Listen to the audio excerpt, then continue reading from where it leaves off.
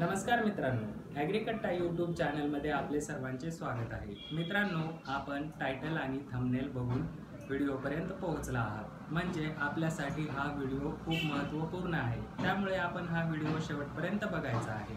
मित्रांनो, आपल्यासाठी मी परभणी येथून छत्रपती संभाजीनगर येथे कशासाठी आलेलो आहे? याआधीही 3 वेळा आपण छत्रपती संभाजीनगर येथे आलेलो आहोत। तर ते कशासाठी? तर आपली जी कृषी सेवक पदभरती 2023 मध्ये निघालेली याची परीक्षा 16 जानेवारी आणि 19 जानेवारी रोजी IBPS कंपनीद्वारे घेण्यात आली। सदरील परीक्षेचे निकाल हे लागलेले आहेत। त्यानंतर छत्रपती संभाजीनगर हा जिल्हा, हा विभाग वगळता इतर सर्व विभागातील जे सिलेक्टेड कॅन्डिडेट्स आहेत किंवा वेटिंग लिस्टमधील कॅन्डिडेट्स आहेत यांच्या याद्या जाहीर करण्यात आलेल्या आहेत। तर त्या विद्यार्थ्यांचे डॉक्युमेंट व्हेरिफिकेशनही सुरू आहे। काही विभागातील डॉक्युमेंट व्हेरिफिकेशन प्रक्रिया कंप्लीटही झालेली आहे। आपण त्याबद्दल अपडेटेड असतालच।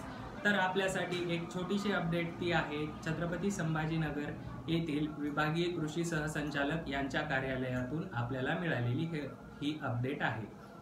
दिनांक 29 मे 2024 रोजी आपण एक आपल्या चॅनलवर व्हिडिओ टाकला होता। त्या माध्यमातून आपण बघितले असेल की मी स्वतः त्या ठिकाणी विभागीय कृषी सहसंचालक यांच्या कार्यालयामध्ये गेलो असता तेथील अधिकारी यांच्याशी आपली भेट झालेली नव्हती।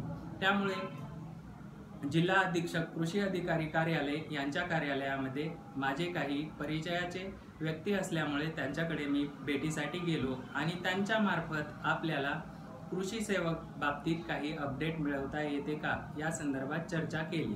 तर त्या ठिकाणाहून आपल्याला माहिती मिळाली, तेथील जे आपले परिचित व्यक्ती आहेत त्यांनी विभागीय कृषी सहसंचालक यांच्या कार्यालयात फोनद्वारे चौकशी केली असता मिळालेली माहिती आपल्यापर्यंत मी कळवत आहे।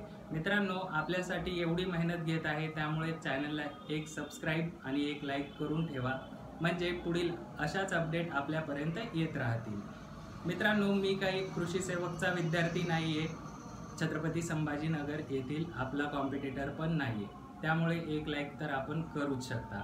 चला मग बघूया काय आहे अपडेट। या अपडेटमध्ये आपल्याला दिलेली माहिती अशी आहे की आपल्या येथे जी निवडणूक झाली त्याची आदर्श आचारसंहिता लागू आहे।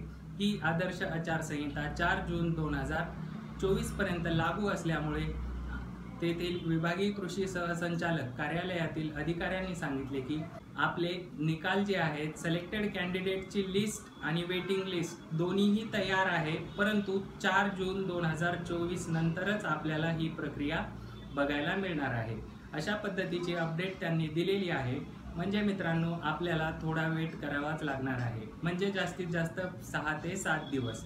या 6 ते 7 दिवसामध्ये आपल्याला छत्रपती संभाजीनगर येथील कृषी सेवक पदभरती बाबतीत आनंदाची बातमी मिळणार आहे आणि आपली लवकरच पुढील प्रक्रिया म्हणजे डॉक्युमेंट अगोदर आपली लिस्ट लागेल, सिलेक्टेड कॅन्डिडेट्स, वेटिंग लिस्ट आणि डॉक्युमेंट व्हेरिफिकेशनची प्रक्रिया ही लवकरात लवकर पार पाडल्या जाणार आहे। ही एवढी छोटीशीच अपडेट आपल्यापर्यंत घेऊन आलो आहे। त्यामुळे ॲग्रीकट्टा यूट्यूब चॅनल सबस्क्राईब करून ठेवा आणि आपले PDF मटेरियलसाठी टेलिग्राम चॅनल जॉईन करून ठेवा। असेच नवनवीन अपडेट आपण या चॅनलवर घेऊन येत असतो। धन्यवाद।